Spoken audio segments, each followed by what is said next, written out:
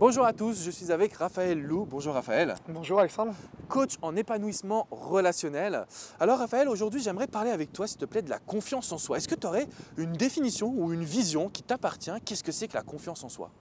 Alors pour moi, la confiance en soi, on peut parler de confiance en soi intérieure ou extérieure. C'est-à-dire que des fois, il y a des personnes qui vont chercher la confiance en soi classiquement en buvant de l'alcool, en étant avec des gens qui les aiment et donc du coup ça va leur donner plus confiance en eux, ou en étant dans un cadre. Donc ça, c'est l'environnement externe.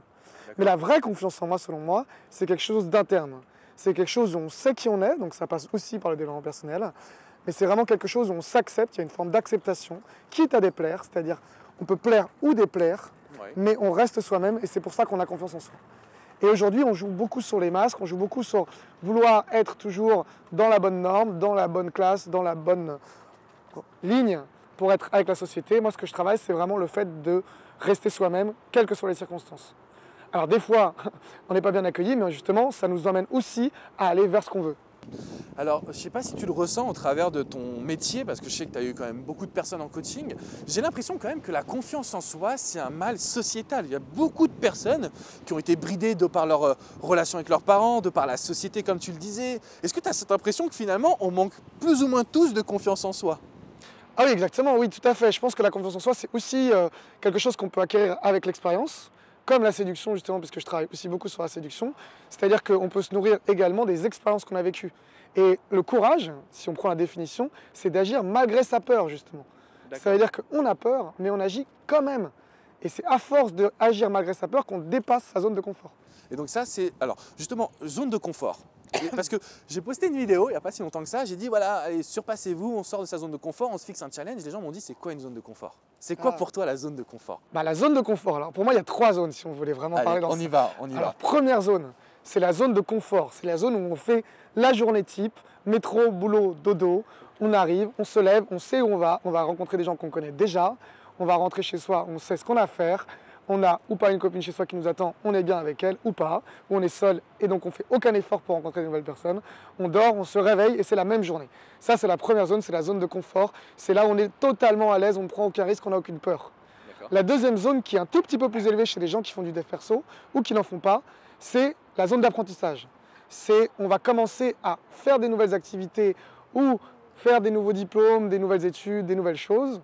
Aller des fois en vacances, et donc là on apprend un petit peu des nouvelles choses, mais toujours dans un cadre bien défini. Et en fait la zone des peurs, qui est la dernière zone, et qui est aussi la zone des envies, parce que c'est ce qu'on a le plus envie, qui nous fait le plus peur, et bien c'est justement cette zone-là où on est vraiment dans du développement personnel, c'est-à-dire qu'on est dans le dépassement de soi. Alors si je comprends bien, toi ton métier aujourd'hui c'est de travailler sur les deux dernières zones, mais adapté quand même à la séduction pour les hommes qui ont envie de vivre une relation épanouissante et en fait une vraie histoire, j'ai envie de dire. Exactement. Alors, je travaille sur différents aspects, je ne vais pas te le cacher. La plupart des hommes, quand ils arrivent, ils disent « j'ai envie de m'amuser jusqu'à ce que je trouve la fille avec qui je vais me poser ». Et en général, ils me disent « je veux m'amuser à fond ». En pratique, pour avoir coaché beaucoup d'hommes, au bout de 2-3 séances, ils trouvent une copine. Ils ont presque envie d'arrêter leur coaching, donc on l'arrête des fois, on le reprend plus tard, ou on l'arrête totalement, c'est pas grave. Au moins, ils ont réussi le résultat qu'ils voulaient.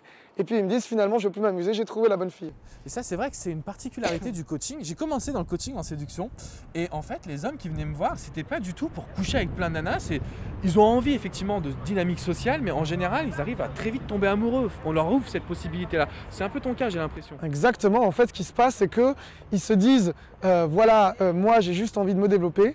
Mais quand ils voient qu'il y a une bonne personne en face, et leur développement, ils s'arrêtent à se développer en relation avec cette fille-là. Et c'est là où tu interviens, je pense. Effectivement. Alors du coup, là, si vous avez envie d'un coaching, si vous avez envie de vous surpasser, mais avec une méthode adaptée à votre situation, comment on fait pour te contacter? Alors, comment on fait pour me contacter? J'ai un Facebook, c'est épanouissement relationnel.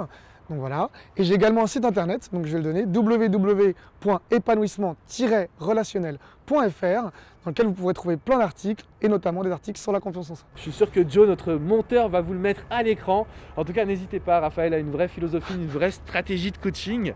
C'était un plaisir pour moi de faire cette interview. C'était un vrai plaisir. Et je te dis à très bientôt. Et je te remercie de m'avoir accueilli et à très bientôt. Ciao, ciao les amis. Bye bye. Ciao.